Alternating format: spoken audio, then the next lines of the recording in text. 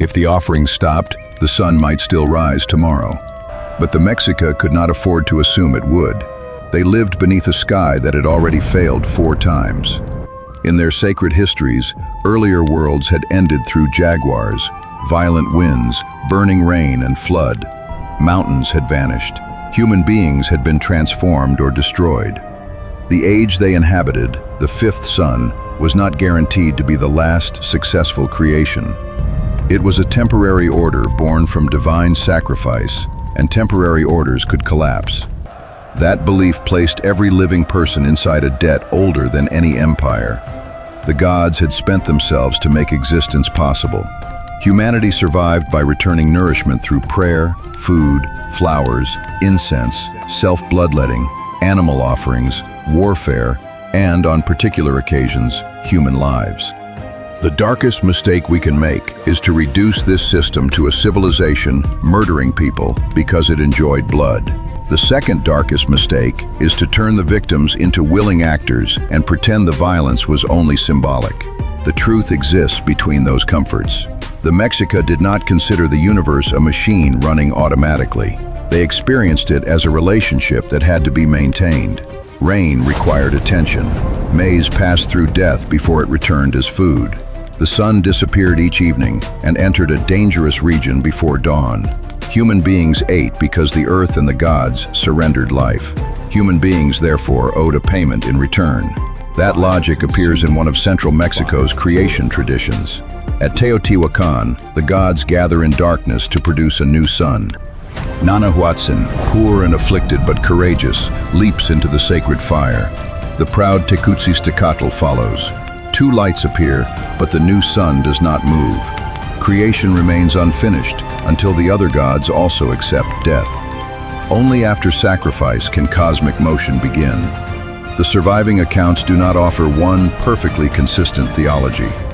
They were preserved through different communities, indigenous writers, pictorial manuscripts, and colonial-era texts shaped by war and conversion. But the recurring principle is clear. The world continues because someone pays. For the Mexica of Tenochtitlan, no deity carried that principle more visibly into politics than Huitzilopochtli. His name is commonly rendered as hummingbird of the left or hummingbird of the south.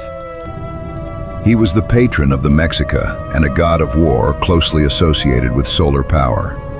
His most important myth was not a quiet birth, it was an ambush.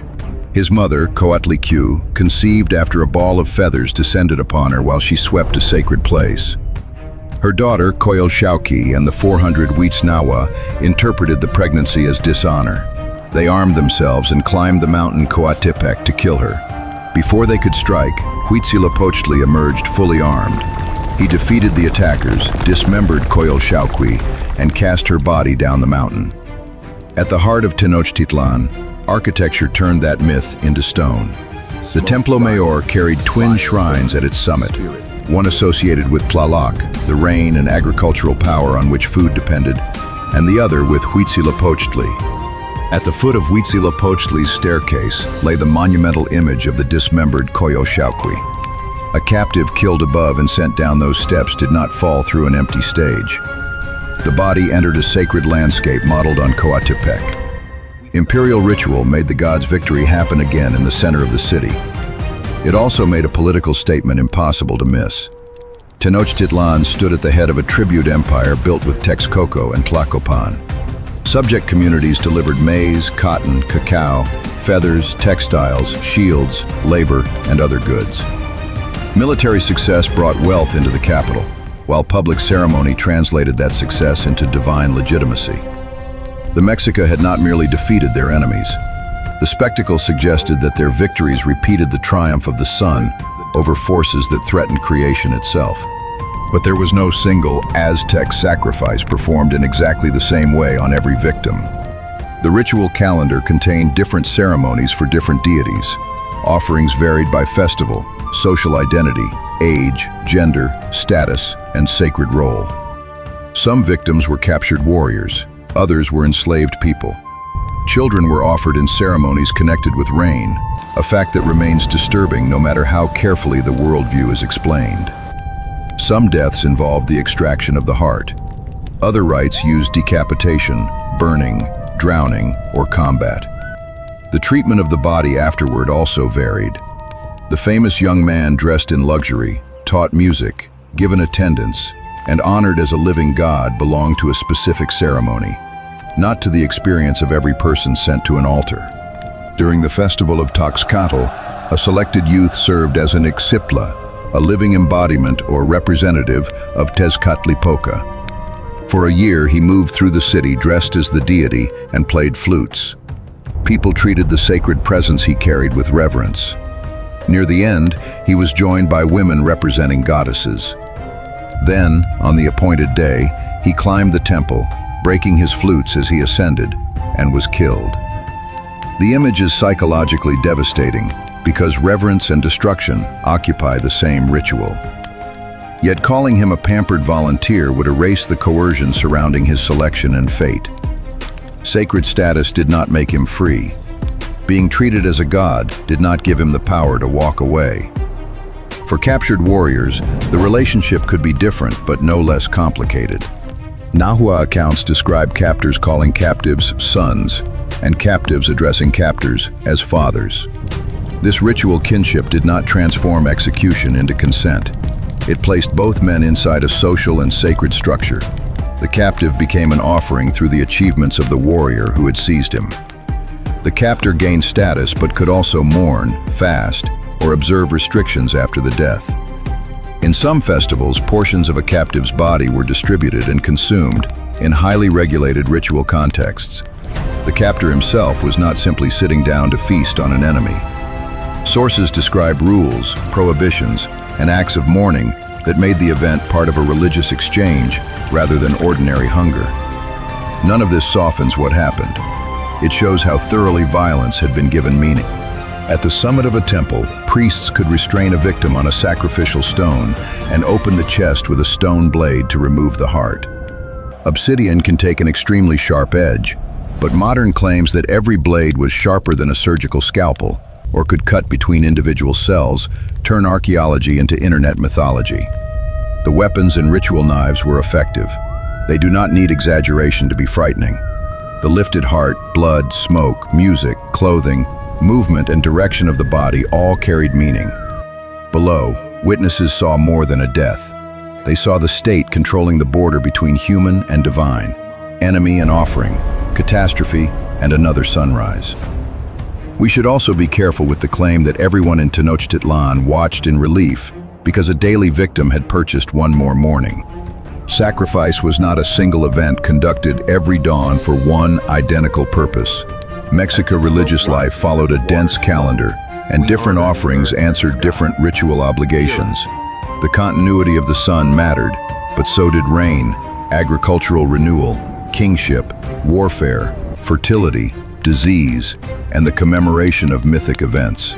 The system was larger than one hungry sun. War supplied many of the captives who entered it. Mexica warriors gained honor through capture, and rank could depend on the number and quality of prisoners taken. This encouraged forms of combat in which subduing an opponent mattered, but it did not mean killing an enemy on the battlefield was always considered failure, nor that Mexica weapons were designed to be harmless. The macuahuito, a wooden weapon fitted with obsidian blades, could inflict catastrophic wounds. Spears, darts, bows, clubs, shields, armor, formations, ambushes, and siege tactics belonged to warfare that was fully capable of killing. Capturing an enemy was prestigious precisely because doing so amid lethal combat required skill and risk. The Flower Wars are often presented as prearranged sporting events held only to harvest victims. The reality is debated and politically darker.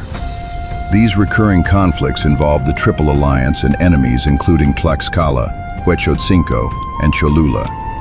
Captives were certainly taken, and later sources connect the wars to sacrifice, martial training, and religious obligation.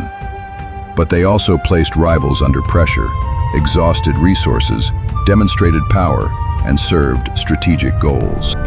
Ritual and geopolitics were not competing explanations. They reinforced each other.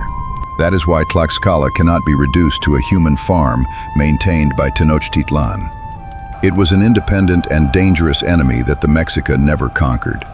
Its endurance would have consequences in 1519, when Tlaxcalan forces became crucial allies of Hernán Cortés against the empire.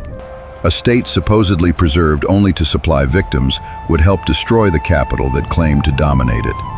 As the empire expanded during the 15th century, sacrifice became increasingly useful as public power. Conquered goods filled markets and storehouses. Captured banners and bodies proved military reach. Visiting rulers could be invited into a city whose causeways, canals, temples, and crowds overwhelmed the senses. Ceremony showed that Tenochtitlan possessed not only armies, but the authority to transform defeated people into sacred material. One man is often credited with designing this fusion of faith and empire, Tlacaelel, the powerful Cihuacoatl who served beside several Mexica rulers. Later histories portray him as the mind behind everything. He is said to have reshaped Mexica identity, raised Huitzilopochtli's prestige, expanded the ideology of sacrifice, and ordered older histories burned so the past could be rewritten. That image is irresistible, a shadow ruler manufacturing a theology of conquest while emperors wear the crown. It may also be too clean. Tlacaelel was an important political figure, but many claims about his singular control come from later narratives and remain debated. Empires rarely emerge from the design of one secret architect. Mexica militarism, tribute, sacred history, and human sacrifice had deeper roots. Huitzilopochtli was already central to Mexica identity. Mesoamerican sacrifice long predated Tenochtitlan. A powerful official could shape these forces, but he did not invent them from darkness. The myth of the lone mastermind comforts us because it concentrates responsibility. Remove one ruthless man, and perhaps the machine never exists. History offers no such mercy. The machine was built by institutions, inherited traditions, political opportunities, rulers, priests, warriors, craftsmen, farmers, tribute collectors, and crowds who did not all understand it in exactly the same way. Its most notorious display came under the ruler Ahuitzotl in 1487, when an enlarged phase of the Templo Mayor was dedicated. Later chronicles describe prisoners brought from numerous regions and an enormous sequence of deaths. Some sources claim totals in the tens of thousands over only a few days. Those figures have shaped the modern image of an industrial killing line stretching across the capital. But the numbers are fiercely disputed. They may reflect exaggeration, symbolic arithmetic, imperial propaganda, colonial horror, or some combination of all four. The event was real. Captives were sacrificed. Its scale was intended to communicate power. The exact total cannot be stated with confidence. That uncertainty does not require denial. Archaeology at the sacred precinct has recovered human remains bearing evidence of decapitation, dismemberment, perforation, and ritual display. The Huitzilopochtli, the Great Skull Rack, was not merely a Spanish invention. Sacrifice occurred. At the same time, Spanish accounts were written by invaders who used indigenous ritual violence to justify conquest while participating in massacres, enslavement, forced conversion, and destruction of their own. Two truths can survive together. Colonial writers had reasons to magnify Mexica cruelty, and the Mexica state genuinely practiced lethal human sacrifice. The harder question is what the practice meant to different people. To a priest, an offering could sustain a sacred relationship. To a ruler, the same ceremony could demonstrate legitimacy. To a warrior, a captive could mean advancement. To a subject community, the ritual could be a warning. To the family of a captive, it could be irreversible loss. To the person on the stone, whose private thoughts were rarely preserved, it may have been faith, terror, resignation, resistance, or emotions for which the surviving sources left no words. We should not pretend to know that every captive felt honored. That fantasy speaks for the dead, so the living can make the story easier to watch. The power of the Mexica system came from its ability to make several meanings operate at once. Religion did not disguise politics like a cheap mask. Politics did not secretly replace sincere belief. The rulers could believe that sacrifice helped sustain cosmic order, and understand that the spectacle intimidated enemies. A warrior could honor the sacred status of his captive and still benefit from his death. A crowd could feel devotion, fear, pride, grief, and curiosity during the same ceremony. That is more unsettling than simple hypocrisy. It means the people directing the ritual did not need to be cynical monsters. Conviction could make the system stronger. When violence becomes an obligation to the universe, refusing it no longer appears merciful. Refusal appears dangerous.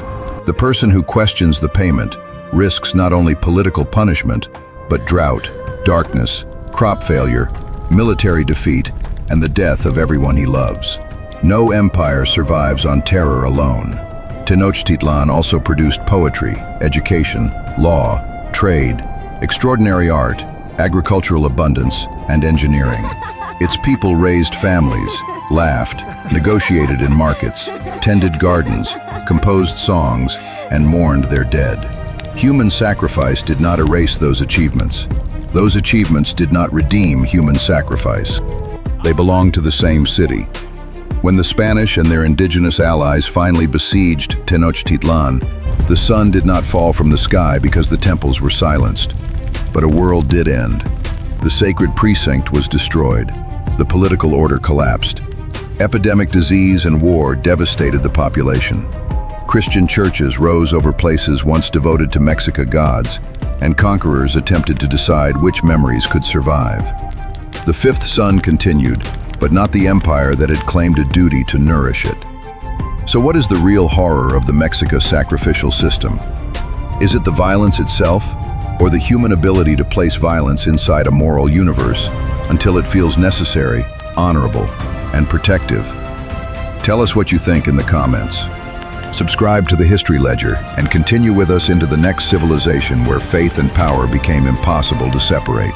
The altar is gone, but the question remains in the ledger.